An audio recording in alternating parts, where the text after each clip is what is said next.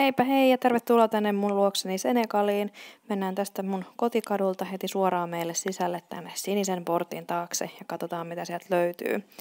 Eli tässä on mun huoneeni ja tuolla vasemmalla toi torni on moskeijan torni ja tosiaan toi huone tossa mikä on, niin se on minulle. Ja pyörähdetään tästä vähän ympäri ja katsotaan, niin täältä löytyy heppakärryt. Jos tulee kauhea pakokauhu, niin voipa valjastaa hevosen lähteä vetämään. Tuossa toi huone on keittiö. Ja tästä näkyy sitten kohta tuohon päärakennukseen.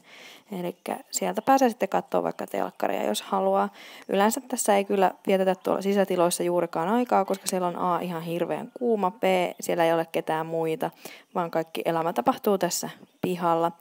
Nurkassa näkyy tuolla nyt toi meidän vessa. Katsotaan se vähän ajan päästä myöhemmin, vaikka se onkin yksi mun suosikkipaikoistani. Ja sitten päästiinkin tähän mun portaille ja tässä on heti ensimmäisenä mun käsienpesupaikka.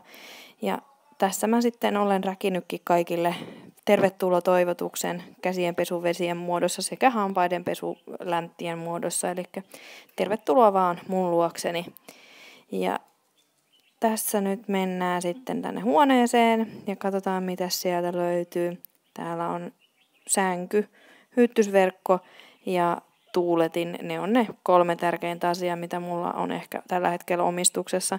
Ja nämä kaikki muut tavarat, mitä täältä löytyy, niin ne on sitten pakattuna matkalaukkuihin. Mulla ei ole yhtään kaappia tällä hetkellä, paitsi toi pieni lipasto, mutta sinne ei mahdu yhtään mitään. Ja koko omaisuus on matkalaukuissa yhä edelleen.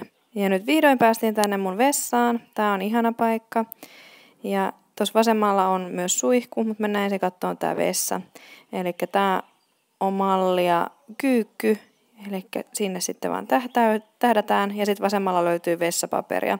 Ja toi vessanpönttö on just sellainen paikka, mistä voi tulla tuolta reiästä ihan mitä tahansa käsistä, torakoista ja muista örvelöistä alkaen.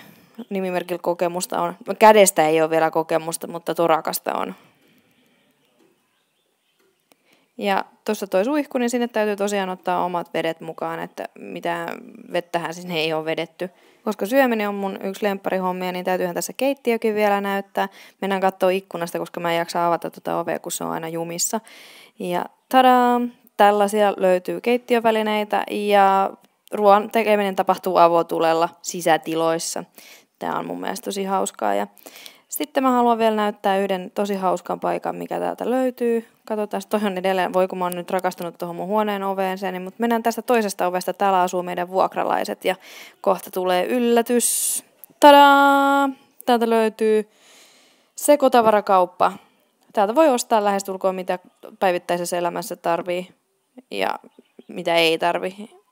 Tai siis ei täältä nyt mitään turhaa löydy. Kaikki mitä täällä on, niin on hirveän tärkeää ja tarpeellista. Tällaista oli elämä Senegalissa.